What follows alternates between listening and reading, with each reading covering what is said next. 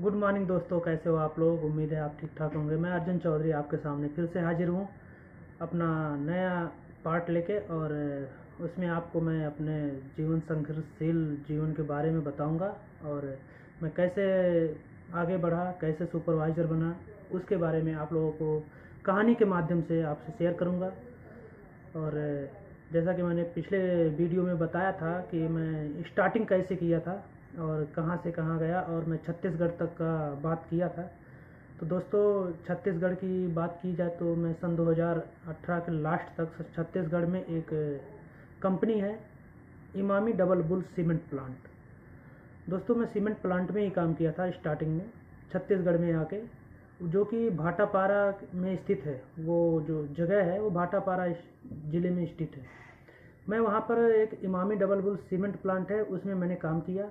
वहाँ पर दोस्त, जो गाड़ियों का मूवमेंट था, समथिंग 24 घंटे में 700-800 गाड़ियाँ आती थी, जिसमें कोयले की गाड़ी, ट्रक और सीमेंट फ्लाइयर्स ये सब ज़्यादा आती थी दोस्तों। और वहाँ पर मैंने डाटा ऑपरेटर के तौर पे काम भी किया, और प्लस मैंने वहाँ पर बेब्रिज पे ज़्यादा काम किया दोस्तों।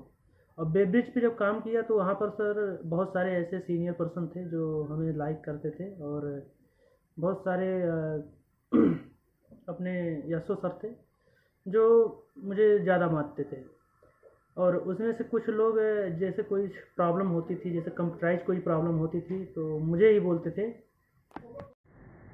प्लांट के अंदर अपना सिक्योरिटी डिपार्टमेंट के जितने सारे सिस्टम थे, कंप्यूटर थे, वहाँ पर अगर कोई भी प्रॉब्लम होता था तो मुझे ही बोलते थे कि जाके इसको बना के आओ।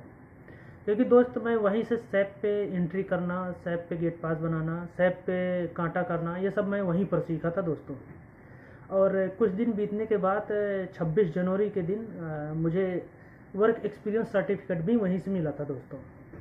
और वहाँ पर जो अपना सिक्योरिटी एजेंसी थी वो थी कमांडो सिक्योरिटी सर्विस, जो कि बड़ोदरा में इसका हेड ऑफिस है। मैं वहाँ से ज्वाइनिंग करके और छत्तीसगढ़ गया था दोस्तों। और रही बात छत्तीसगढ़ में काम करने की, तो दोस्तों वहाँ पर जो कंपनी थी, कंपनी के बगल में, मतलब कंपनी के ग्राउंड में बैरक था, जो सिक्योरिटी का बैरक था। अगर बैरक की बात किया जाए दोस्तों, तो इतनी बुरी हालत में थी वहाँ पर। अब मैं कैसे वहाँ सरवाइव किया था ये मुझे पता है दोस्तों। अगर हल्की सी बारिश भी हो जाती थी, वहाँ पर बूंदी गादी भी पड़ जाती थी ना, तो वहाँ के ज़मीन से सिर्फ बिच्छू निकलते थे, काले काले बड़े बड़े बिच्छू। और हम लोग जहाँ सोते थे वो पतरे का बना हुआ एक रहता है, उसी में हम लोग सोते थे। वहाँ पर एक तख्ता, क्या बोलते हैं उसको, चौकी दिया जाता था। चौकी में हम लोग सोते थे, और जब नीचे हम लोग जूते पहनते थे तो उसको पहले बहुत सावधानी से पहनना पड़ता था दोस्तों। इतने काले काले और बड़े बड़े बिच्छू रहते थे वहाँ पर कि हम लोग देख के डर जाते थे। और वहाँ पर जो एजेंसी थी, एजेंसी में मेस चालू था, और मेस का खाना भी बहुत बुरी तरीके का था।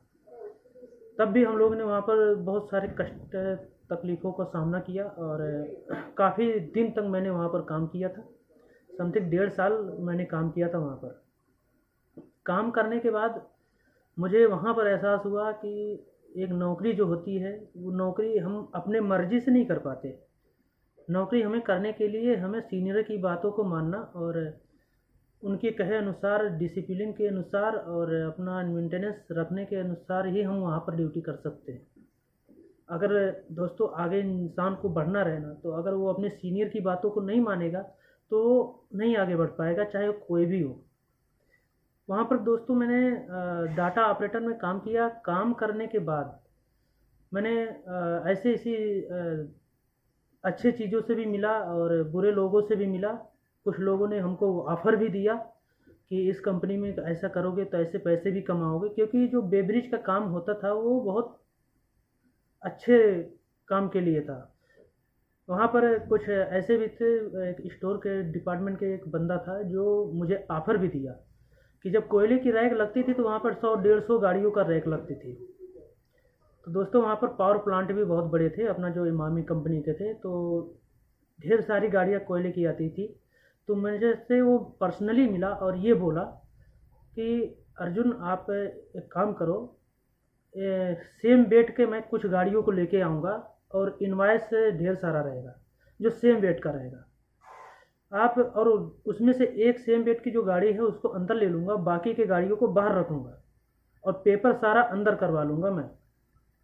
आप गेट पास नंबर डाल के आप गांठा कर देना, और वही गेट पास नंबर अलग, हर एक पेपर का अलग अलग जो है, एक ही गाड़ी पे जितने गेट पास है सारे गेट पासों का एंट्री कर देना।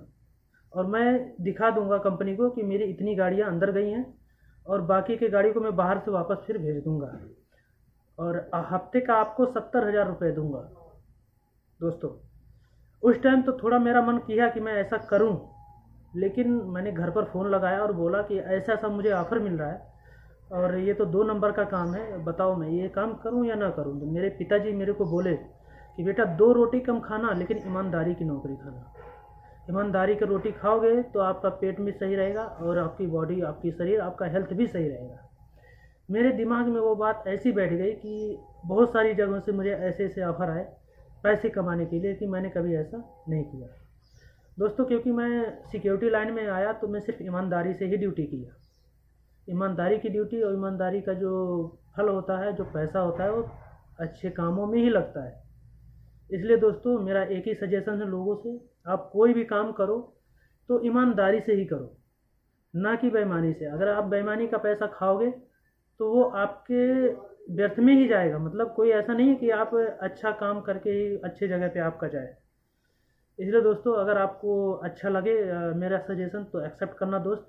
अगर गलती से अगर कोई वर्ड बुरा लग गया हो ऑल पब्लिक को तो सॉरी, इसके लिए मैं माफ़ी मांगता हूँ, और छोटा भाई समझकर माफ़ भी कर देना दोस्तों।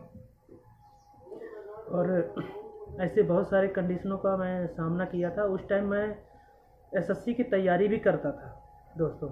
एसएससी की तैयारी करने में थोड़ा मुझे टाइम नहीं मिल पाता था, इसलिए मुझे छोड़ना पड़ा।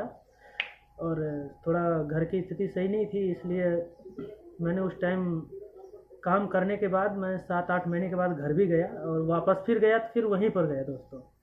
मेरा एक सीनियर सर थे, यशो थे, उनसे थोड़ा बहस हो गई थी, इसके लिए मैंने वहाँ से जॉब छोड़ दी थी। और वहाँ से छोड़ने के बाद मुझे फिर दोबारा फ़ोन करके बुलाया गया, लेकिन मैं गया नहीं। फिर वहाँ से मैंने सीधे टर्न आउट लिया, सीधे गुजरात के लिए। और गुजरात में क्या हुआ, मैं कैसे ड्यूटी किया, कैसे किस कंपनी में गया, क्या काम किया, तो दोस्तों मैं आपको अगले पार्ट में बताऊंगा। और कैसे काम किया जाता है, कैसा क्या सहना रहता है, आपको अगले पार्ट में अच्छे से बताऊंगा। और आपको मेरा वीडियो अगर अच्छा लगे तो दोस्तों सब्सक्राइब करना, लाइक करना, बेल आइकन को दबाना दोस्तों, और थोड़ा सपोर्ट करना। मैं अभी नया हूँ, इसके लिए आपसे थोड़ा हेल्प चाहिए। तब तक के लिए आपको मिलते हैं नेक्स्ट पार्ट में। जय हिंद, जय भारत।